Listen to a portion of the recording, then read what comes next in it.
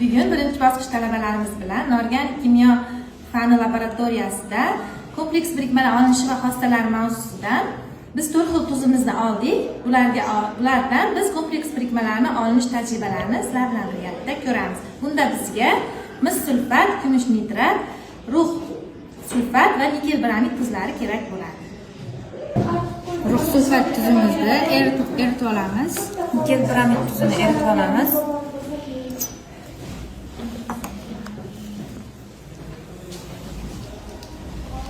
Mana bu nikel bronidni eritmasi, bu esa rux sulfatni eritmasi. Endi esa biz ushbu tayyorlangan eritmalarimizga ammoniy gidroksiddan qo'shamiz. Nima tushadi? Keyin tushgan cho'kmaga biz yana qaytadan ammoniy gidroksiddan qo'shsak, kompleks birikma hosil bo'ladi.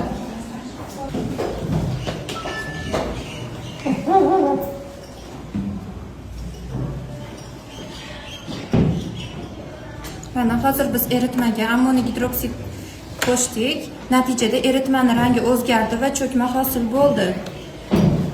Endi rux sulfat eritmasiga ham ammoniy gidroksid qo'yamiz.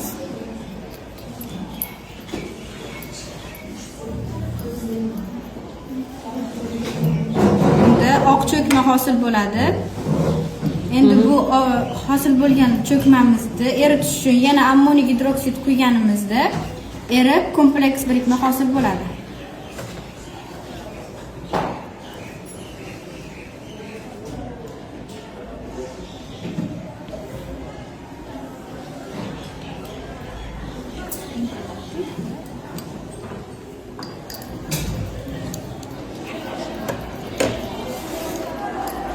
Hozir geksa amino nikel bronid kompleks birikmasi hosil bo'ldi. Ortiqcha ammoniy gidroksid eritmasini quyganimizda bizda cho'kma erib ketdi va kompleks birikma hosil bo'ldi. Sulfat va kumush nitrat eritmalarini tayyorlab, unga ammoniy gidroksidini qo'shganimizda cho'kma hosil bo'lishini kuzatamiz.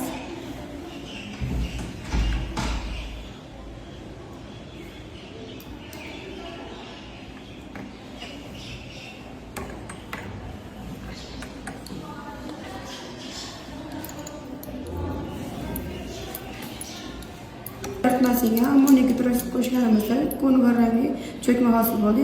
Oshib qolgan ammoniy gidroksidni qo'shganimizda kompleks birikma hosil bo'ladi.